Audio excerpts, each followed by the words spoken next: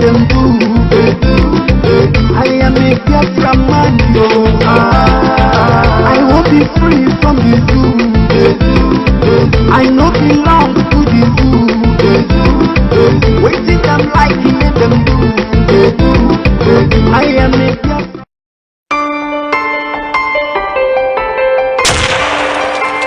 This is Biafra Television, exposing the lies.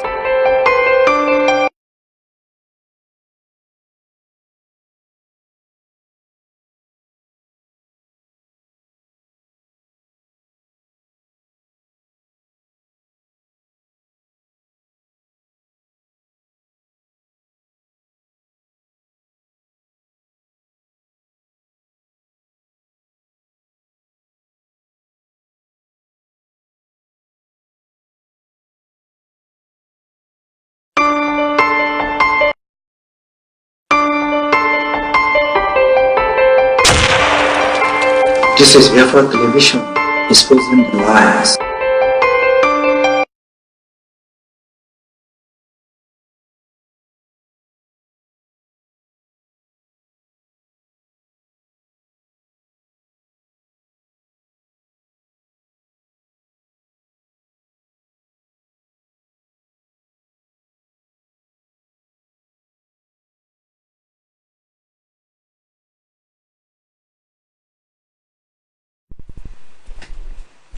Good morning, good afternoon, good evening, Biafrans, friends of Biafrans and lovers of freedom all over the world.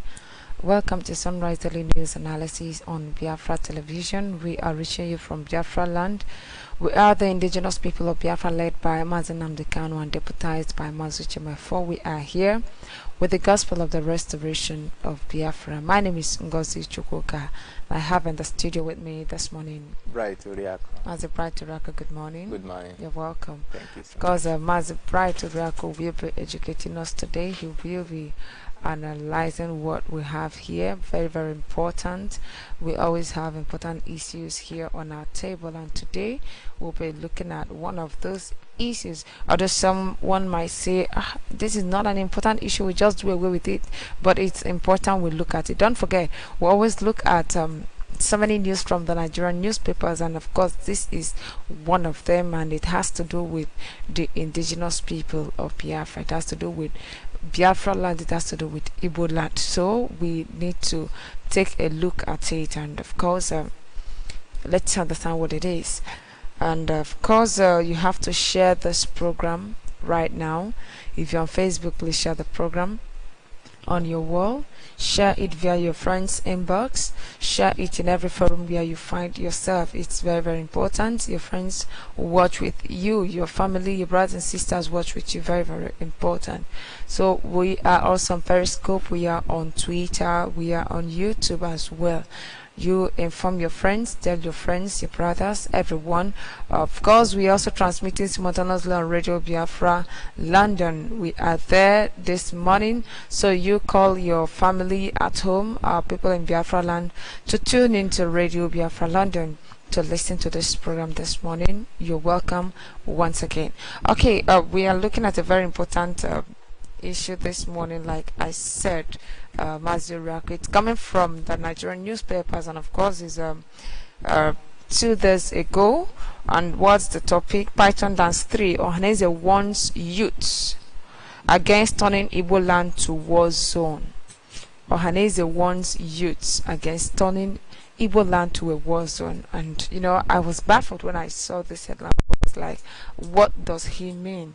Have the youth ever turned Igbo land to a war zone? I think something you need to explain better. Let's understand the angle he's coming from. Well, first thing first, we need to understand that the leadership of the indigenous people of Biafra have proscribed Ohaneze Ndigbo.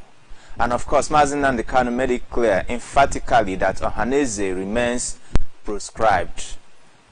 So this could be a reaction. There's nothing else if not a reaction from Ohaneze Ndigbo. The truth about it is that having been proscribed, they are looking for a way to fight back. And you know that their strength is always the Nigerian army, it's always the military. And their strength is always based on the support they get from the Nigerian government. And how do they support them? They support them with their terrorist army. And of course, the first thing you see them coming out to do is to issue threat against the youth, and of course telling the youth not to turn the zone to a war zone.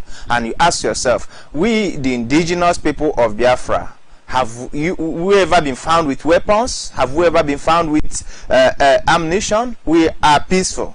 But Ohaneze, having been proscribed, feel that the best thing is to come out and threaten us, and that is why you see them coming, and of course reminding us what happened in Operation Python Dance 2, because they know why we talk about Operation Python Dance 2, why we talk about all that happened and why it happened. They also coming out again to remind us, because that they are the men behind the scene. They are the one that masterminded it, and what happened in Operation Python Dance 2, why we still talk about it, why we still look at the things that happened, that have been happening. They are coming out again, reminding us that the military are still very much around. They are simply coming out to tell us that what they did before is what they are still doing. Their position have not changed, because they want to struggle to remain in a position. They want to struggle to impose themselves on the people. But the indigenous people of Biafra, the Igbos they claim to be leading, have rejected them. We have rejected them with everything in us, because Ohaneze and Igbo remain proscribed. They have not represented us. They are the ones selling us off, and of course they are the one collaborating with the Nigerian government. They are the British government in Biafra land. When we look at the British government, when we look at the Nigerian government that have been sucking and destroying and killing Biafrans, you ask yourself, where do they find their foothold in Biafra land? They find their foothold through the political elites, through the Ohaneze and Igbo, and that is why we, the indigenous people of Biafra, have simply proscribed them, and their activities remain proscribed in Biafra land. Okay, thank you very much. The activities remains prescribed in Biafra land, but it's still very, very important. We look at the statement, just like you said, they have the Nigerian army to back them up, and of course the question is, do you envisage another plan? Because as far as we know, Operation Python Dance is still going on, even though we've not given them that that chance to kill as much as they want. But from this statement, do you envisage any plan coming up soon? You see, Ohaneze and Igbo, you see today, we know who they are. Nnamdi himself have already made his stance clear a long time ago. He went to Lagos and said any fight to restore Biafra, that he is going to sabotage it. And watch all the time when you see Ohaneze and Igbo coming out to issue statements. These are critical times when the indigenous people of Biafra are taking steps. Each time you see the indigenous people of Biafra taking steps in the move to restore Biafra, of course, to completely restore Biafra back to her roots, you see Ohaneze and Igbo coming to enter counter statements. And of course, when they issue statements, they issue it with activities. They issue it with the backing of the Nigerian government. And of course, from the British background, you see everything working. So Ohaneze and Igbo, you see that they are giving this order, are doing it for a reason. Because of what is happening, because of where Biafra are today, because of the move for restoration of Biafra. Ohaneze and Igbo said they would, Nnamdi said he will sabotage the restoration of Biafra. He will sabotage every thing we do to make sure that Biafra is restored, at every fight. And of course, we have been fighting, but we are not fighting with any leather weapon. We are not fighting with AK-47 or any weapon. Our leader chose the right tool and said he's going to restore Biafra with the instrumentality of truth. And watch all that has been happening. Watch everything. So Ohaneze this time around coming again is to fulfill that which he said in Lagos, that he would sabotage every step we take. He will sabotage everything we do in the restoration of Biafra. So coming this time around, and that we are talking about Operation Python Dance 2, coming again and of course solidifying what he has been doing. It's only about, yes, seeing the recent move and of course reappearance of Nnamdi Kanu, and of course establishing a solid foundation for total restoration of Biafra, realigning our position, realigning us to our roots, and of course the structure having been well defined, well of course seen from all angles, that people can actually see where we are going to, the world can actually see where we are, and now Ohaneze and Igbo also know, but they don't want to give up. It's all about struggling to retain a position. But we, the indigenous people of Biafra, we are not deterred by the threats, because whenever you see the threats coming from Ohaneze, we know where it is coming from. They are actually coming out because they are the tools that have been used all the time. They are the ones that have always been used from the Northern Caliphate, from the British government, of course, to communicate what they are doing to our people. So you see them speaking for a reason, because Ohaneze said he will sabotage, and that is why you see them coming out again to fulfill that promise that they are going to sabotage. So it's all about the sabotage. Okay, thank you very much. It's all about the sabotage. Okay, let's look at what he said at his statement. According to him, he warned the Igbo youth not to do anything that would pitch them against the Nigerian state. And my question is, what is it that Igbo youth or Biafran youth had ever done to pitch them, to entertain or to bring about the killings, just like what happened last year? They say trying to cover up the event beforehand, trying to cover up their atrocities and the ones that are yet to come. Okay, when you issue warning to Igbo youths not to do anything, and of course they keep telling the indigenous people of Biafra that we are heating up the polity. That is always their language, and that is the language from the Nigerian government. Remember, we asked for a referendum, and they said it is war that we are asking for.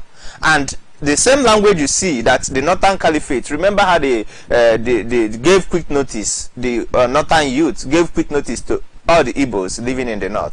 The same language you see him also coming, of course, saying that we are heating up the polity all the time, and for that reason they couldn't accept it. That was Operation Python Dance 2 that we saw. What are they talking about this time around? We know that Ohaneze Ndigbo is when he says he's talking to the youth, and sometimes you ask yourself, who are these youth that he's talking about? Because the youth you are talking about, you are the ones with peaceful evangelism. You see the youth all the time being peaceful. Who is it that is bringing violence to Biafra land? They are the one bringing violence to Biafra land. The youth are peaceful. You see, Biafra land is the most peaceful place on earth today. The most peaceful place, because while the Nigerian army are there or forming roadblocks, collecting tax, direct tax from the people, the land itself is secured, and the people of course are secured. Any problem you see in Biafra land was created by the same political elites, by the Ohaneze Ndigbo. And of course, even while you talk about Fulani herdsmen that came to Biafra land, they did not do anything. When Fulani herdsmen came and attacked in Enugu, Fulani herdsmen attacked in Ozubul, they did not do anything about it. They never invited the Nigerian army. They never issued warning to the Fulani herdsmen. They did not. It's still the same people that they are warning that was able to repel the activities of the Fulani herdsmen. But Ohaneze Ndigbo, each time we are looking at the background of the whole thing, because the indigenous people of Biafra are taking giant steps. And of course, the 2019, you remember that is his interest. Nnamdi would have always advocated for the place of vice presidency. That is the best he can get for himself, that he thinks it is good for him, and that is why you see him telling the youth again, turning to the youth that said, we will not vote. We are simply saying something, that we are Biafrans. We cannot participate in Nigeria. Anything that has to do with Nigerian election, anything that has to do with the system they call Nigeria, we will not participate in it. And of course, he's calling the youth, saying that they should not do anything that will create violence. Are the youth creating violence? Who is bringing war to Biafra land? Why we asked for our the day for our referendum? They brought death to us. They brought death to us in the sense that we saw what happened in Operation Python Dance 2, how our people were killed, and of course to the extent that Nnamdi Kanu was evacuated from Biafra land. We saw the whole thing are still playing, and we are still reviewing what they have been doing. And the truth is that the Ohaneze Ndigbo are still so focused on the 2019 election that is already failed, that we have already boycotted. They have seen that we are actually serious, but they are coming out again to tell us that what they did in Operation Python Dance 2 is all about show of force that they are using. That, see, they are planning something, they are doing something, and of course we know that Operation Python Dance 3 is already there. But he is telling us that what we see today is just the beginning. They are reinforcing. It's a signal that something serious is about to happen. That they are planning something at the background. And who are they planning it for? Peaceful people without arms. The same way they killed us in Operation Python Dance 2 because we said no election in Anambra. That was the whole thing. It's all about 2019 election, and of course we know why they are doing whatever they are doing, because they don't want us to stand up and fight for our rights. How are we fighting for our rights? By peacefully evangelizing, telling our people reminding our people. That is it. But Ohaneze Ndigbo are the one inviting the terrorist Nigerian army with all the leather weapon. Are the army supposed to be in Biafra land? For what reason? Army are not not supposed to be in Biafra land. Of course, we know that even in the case of security, talk about the police, because it has nothing to do with the army. But you see him telling you that you are inciting war, and war with you who and who. And of course, the Nigerian army are always very much around in Biafra land. And any provocation, anytime they see Biafra in the streets preaching, they start shooting. And Ohanaeze Ndigbo simply coming out again to tell us, while Operation Python Dance is talking about is ongoing, he's telling us that about the same Operation Python, meaning that they are about to stand on the basis of Operation Python Dance and launch another operation against the indigenous people of Biafra. But we need to highlight these things and make Ohanaeze Ndigbo understand that we are not giving up on our plans. We are not giving up on our fight for restoration of Biafra. 2019 election, we cannot vote by intimidation. Enough of the intimidation, because it has been enough. When it is enough, we say it is enough. Enough is enough, because all the intimidations in the past, all the killings in the past, we have actually been the one being killed. We are the ones that they have always used for experiment of how their guns work and all that, their AK-47 and the rest of that. But 2019 election, he's simply telling us that they are gathering enough weapons to kill Biafrans. But this time around, he should know that we have said enough is enough, because when it is enough, we say enough is enough. All right, thank you very much. In case you're just joining us, this is Sunrise Daily News Analysis on Biafra Television. All right, according to him, he warned the youth against falling to the antics of any individual or group of persons who will incite them. And of course, the question is, who are this group of people and who are these individuals that are to incite the youth? We know we've been talking about election boycott. When he's talking about inciting them, he is aware that Nnamdi Kanu is the person that the whole Biafra listened to. And of course, just one instruction from Nnamdi Kanu, the whole Biafra land. Nnamdi Kanu, we gave Nnamdi Kanu the mandate because he deserves it. He is the leader of the indigenous people of Biafra, and he's not leading by force. He is a leader with clear purpose. You see the purpose very clear. We see the method, you see the system, you see everything. We see the structure. He is the person that has the mandate of the people. So when Nnamdi Kanu is speaking, the people listen. And of course, it has been exemplified in all the cases. You talk about our election boycott to Anambra election. That was so successful. You talk about our sit-at-homes. You see how we observed it. We observed it 2017. We observed it 2016 as well. Even 2018, how our sit-at-homes have always been. So he knows that once Nnamdi Kanu speaks, the whole Biafra land listens. And of course, you need to also understand that why Nnamdi Kanu was not around, they were also shocked that the indigenous people of Biafra maintained the system, continued in the structure that was laid down by Nnamdi Kanu. But now Nnamdi Kanu is out. Nnamdi Kanu that we have been asking for 13 months, we didn't see him. But Biafra land, of course, the activities of the indigenous people of Biafra continue to run, and Biafra restoration agenda kept running, and they were surprised that something that they could do something. They were actually planning that they would take advantage of the forced disappearance of Nnamdi Kanu. And that was what you see them targeting in 2019. They had already laid a plan what they were going to do. And that was why you see them quickly giving the slot of vice president to Tito Bianov, all that. Ohanaeze Ndigbo would have simply come out to explain, would have simply come out to campaign, and that was his plan. And the whole plan, the resurfacing of Nnamdi Kanu, they have just put a pause to all they have planned. And of course, you know that they have rolled out money, they have rolled out all the machinery, they have actually planned how to hijack the system, hijack the structure. But it is too late, because Nnamdi Kanu, we now know where he is. And we can see him, we can hear from him. So he is afraid that while Nnamdi Kanu was not around, we were able to achieve a lot of things. We were able to observe this 30th May sit-at-home. We were able to call the Anambra election. And 2019 election that they have actually budgeted, planned, and focused on how to achieve is really going to be truncated. And he's afraid of it. So it is about the 2019 election, and it is about Nnamdi Kanu issuing an instruction, and of course, he's insisting on election boycott. So the election boycott that we have been talking about is his challenge. So he is simply saying that Nnamdi Kanu has come out again and insisted on election boycott, and is advising the youth, because you ask yourself, when he's talking, are there, even up until now, is there anywhere in Biafra land you can mention that, see, the youths are causing problem? There is nobody anywhere in Biafra land causing any problem, if not the tension they created by themselves. So Nnamdi Kanu coming, of course, insisting, and the same way we have always insisted that we will boycott the 2019 election, becomes a very big threat to him. He feels that he has lost the ground, all his grounds. He feels that he has no foundation. And of course, having proscribed Yohannes Ndigo, he knows that he has no foundation anymore. So the only thing that he can fall back to is the weapons, that of course the Nigerian army and the show of force and intimidation.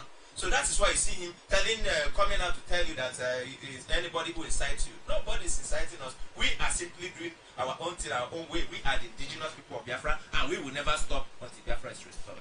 Of course, Nnamdi Kanu said, I am not IPOB. IPOB is the people, so he is not inciting anyone. Whatever you see the indigenous people of Biafra do today, it is all about their own choice. Very important. We choose to boycott the election. We chose to, we chose freedom. We chose to be separated from this blood-sucking House of Fulani. We chose to stand on our own, and of course to stand for freedom, and freedom we must get. All right, according to him as well, he stated clearly that Nigerians are better together. And you ask yourself, have we ever been together? Have there been any atom of unity or togetherness in the contraption called Nigerian? Why do you think now would say Nigerians are better together? Yes, you see, the language Nigerians are better together is the enforced unity.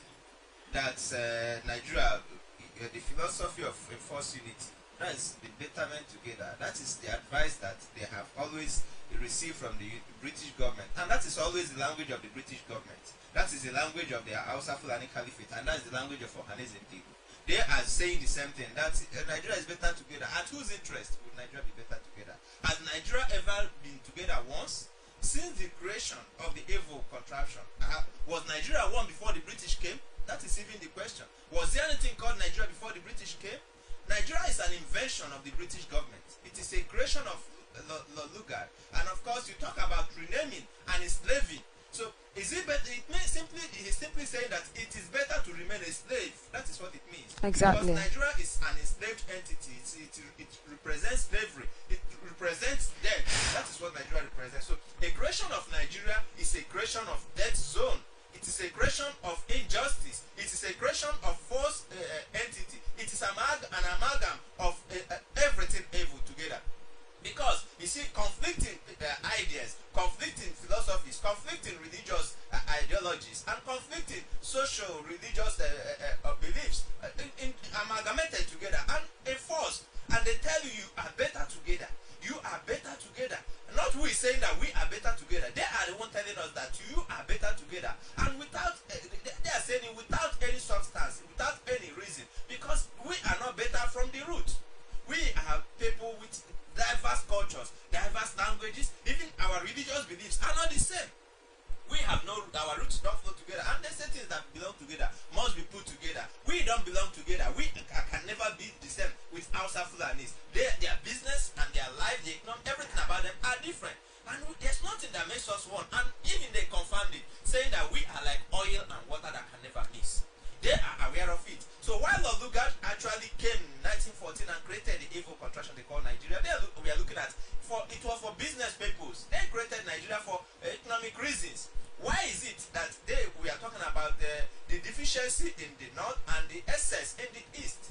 The south was producing because of the resources in Biafra land. The south was so buoyant, and of course they were making excess profit from the south. And of course there in the north they were running running at loss. So for that reason they felt they could do something. They could simply join the two together and amalgamate it and call it Niger area. So North became an area in the Niger. And that is it. Before you know what is happening there, now what was a business center is now being addressed as the country. And they renamed people, renamed the land, renamed everything. And what you have today is an evil and evil put together, evil contraction they call Nigeria. And what does it represent? It only represents death. debt to the indigenous people, debt to every form of development, debt to every thing that lives. Anything that has life in the area, of course, with the indigenous people, have to die for the evil ideology created by Lugan to succeed, to continue to flourish. So that is why when he's talking about unity, that Nigeria is better together, he's not saying it because he loves the people. He is not saying it because he is trying to help the people. He is saying because of business purpose, because that is the foundation. Nigeria is a business center, and once you're a stakeholder, you are getting something. Anybody who is advocating for Nigeria, go closely, you see what is gaining, because it is always for business purpose. And we asked ourselves the other day, why would somebody be selling his brothers? Why wouldn't Naiwood be interested in selling himself and his own people? Because of what? Economic reason. There is no other reason if not for that. Yeah, of course. He stated clearly that they have to consider the investments in Nigeria, investment made by the Biafrans or by Ndibo, just like he said. I'm trying to use his word.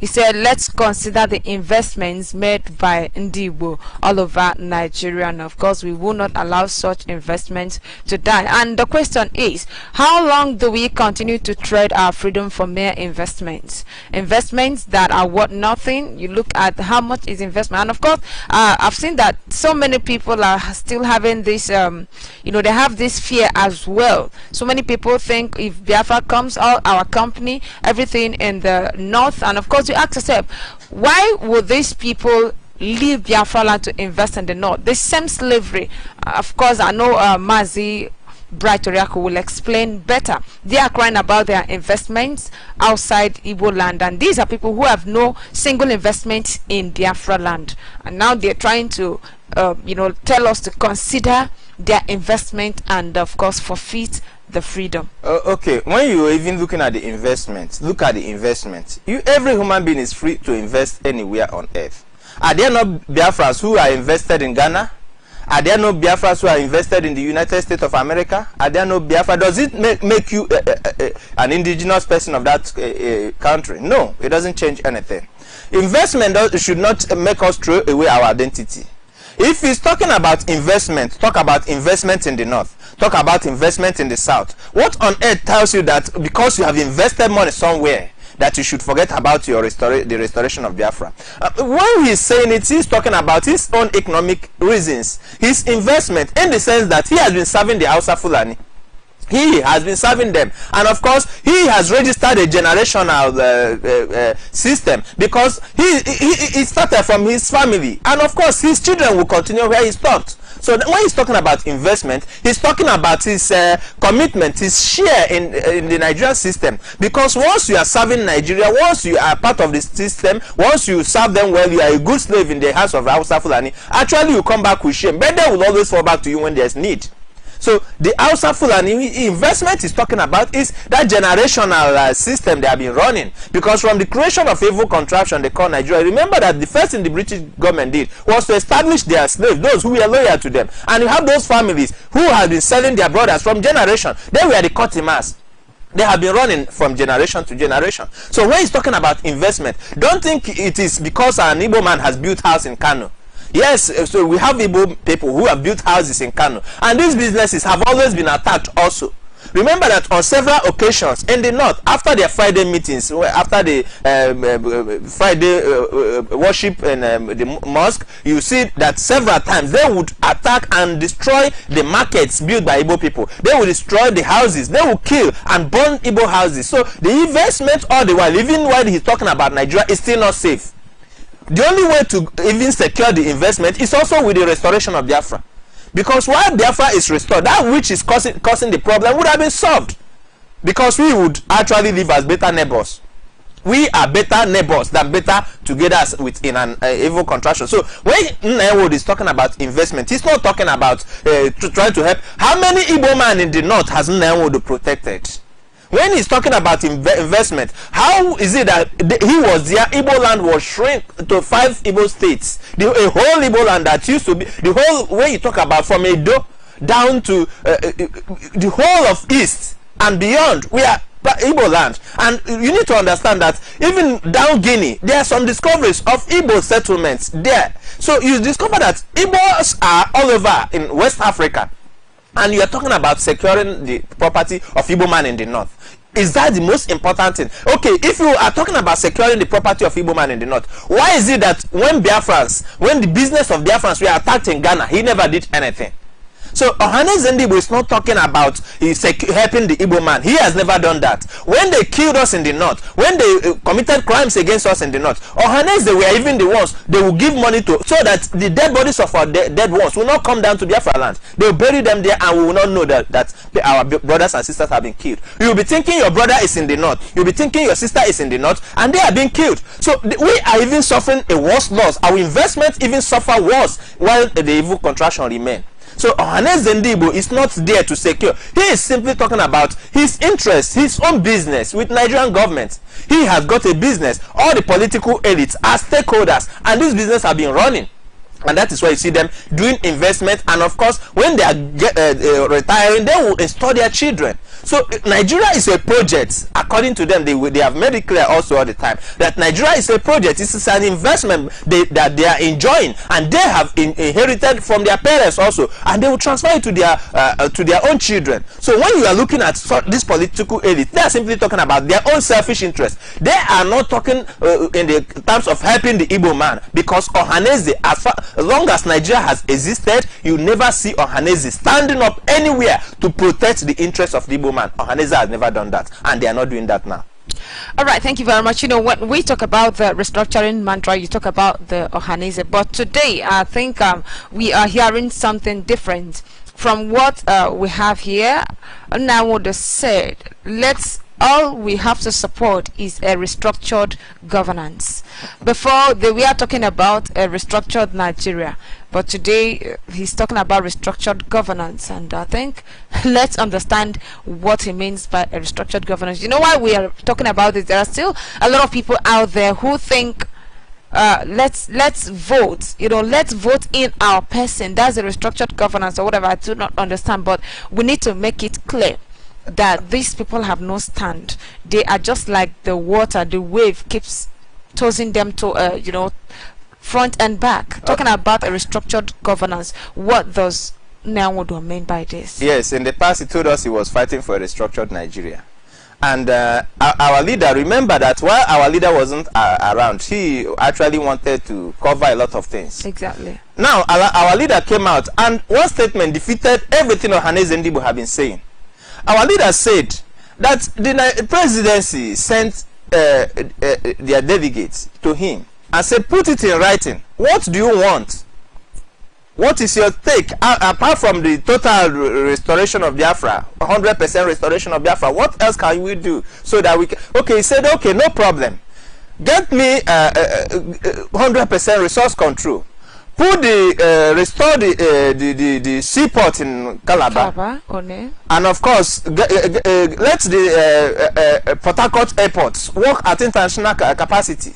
Dredge the River Niger, and of course let us have 100. Return back to 1960, and immediately after that, that's total restructuring. That is the total restructuring, and they left and never came back again. That is what our leader said. And all the while, if not our leader didn't come out, Ohanes Ndigbo would have continued to talk about restructuring. Our leader simply said, I also have joined them in talking about this restructuring, and I wanted to test them. Our leader said he wanted to test their sincerity, and that was how it collapsed. So when people are talking about restructuring, they don't know what they are talking about. Our leader have tried everything. He has actually tried everything. There's nothing, an option that he has never tried, because we stand for peace. And remember that even our late leader Ojukwu took certain steps. They went all the way to Aburi, and they agreed on these terms. This restructuring that you see now, what they're talking about. So our leader said that, and as soon as our leader said that, that was the end of Ohanese's voice. So what is he talking about today? He's talking about restructured governance. And what does his restructured governance mean? That is the PDP formula. And we knew that PDP was in power a few years ago. We knew that President Goodluck Jonathan was in power. What happened to President Goodluck Jonathan? That is the question, because when you're talking about the PDP, because we know that Nyawodo today is sounding like one of the articulators and all that. So you should understand, maybe he's a fan to PDP. And now let's look at the PDP. You are looking at a PDP with the, of course, sharing formula of governance. You see them talking about if the president is coming from the north, they share it, and of course we are trying to implement it. But in spite of that, Nigeria wasn't fixed. President Goodluck was the best person in Nigeria that attempted to fix Nigeria. Nobody was as sincere as President Goodluck Jonathan. He actually called for a national confab. He actually said, let's look into it. But the truth about it is that after all the efforts he made, as soon as they saw that he was coming with something substantial, they fought him. And remember how the fighting started. They fought Goodluck Jonathan from all angles. From all angles. And to the point that he himself gave up. Because he was the president, and he knew that this election was already being rigged, and he knew that the man there that was winning, he knew what was that. He himself couldn't vote, but before the election ended, he had already congratulated Buhari. Why did he do that? There's a reason for that.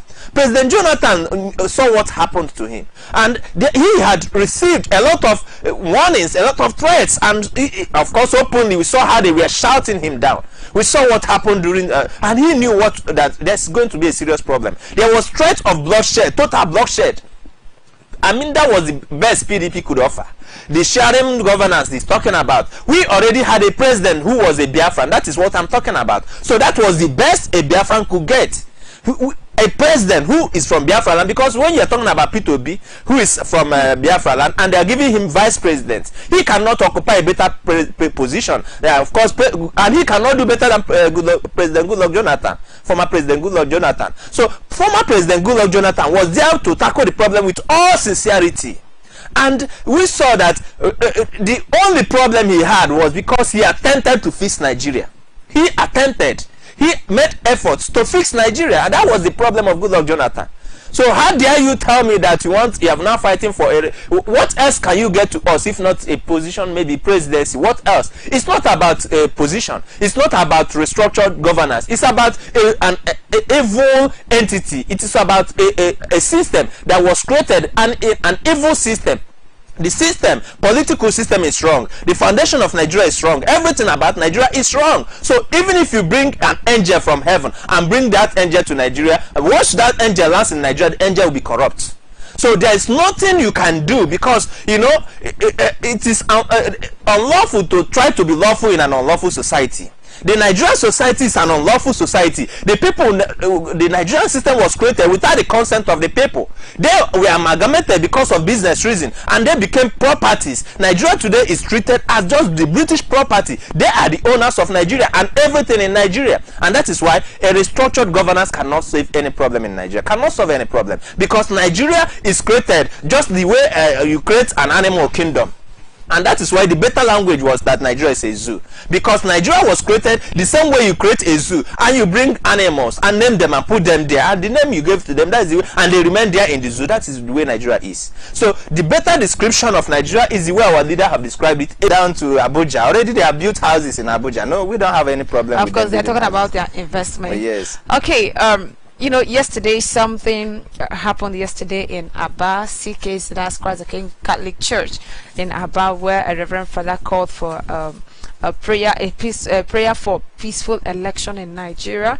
And of course, according to reports, the indigenous people of Biafra that were there disrupted the prayer section with the flags going up, and of course a chant of no election in Biafra land, and of course it's referendum we want. How do you describe that act of the indigenous people of Biafra? Yes, that's to show them how seriously what we are saying is.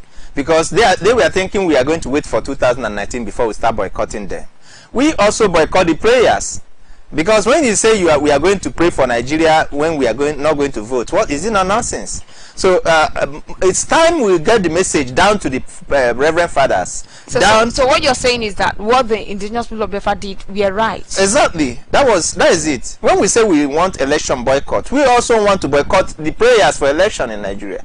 We are not Nigerians, and we shouldn't be treated as one. We should talk about prayer for Biafra freedom, prayer for successful referendum If there's a prayer about you're interested in politics, why not pray for Biafra referendum to be successful? That is it. Pray for Biafra. Pray for the indigenous people of Biafra. Anywhere you are in Biafra land, you must be praying for Biafra. How dare you in Biafra land, you are praying for Nigeria? And of course, having known the evil in Nigeria. So such Reverend Father is not sensitive. Because we the people, indigenous people, Biafra land is our land and we are not running away from it. So whether it is in the church, whether it is in a crusade ground, wherever, anywhere such prayer points are raised, we the indigenous people of Biafra will, and of course he was lucky. Because, normally Biafrans, from that day, that church will become empty. A time is coming when you mention Nigeria in your church will become empty. Because your members will now know that you mean so much evil, you have hated them so much. For you to ask them to be praying for Nigeria means you have hated them so much. Instead of you praying, looking for life, you are looking for death. Do you know what it means to pray for Nigeria? What it means is that you should pray for your early grave. Because such person that is praying for Nigeria, tell him that may your future be like Nigeria. And you see them, you see them just pray, panicking. Tell him that. Because when he said, let's pray for Nigeria, we said, the only prayer we have to pray for you is, Father, may your life be like Nigeria.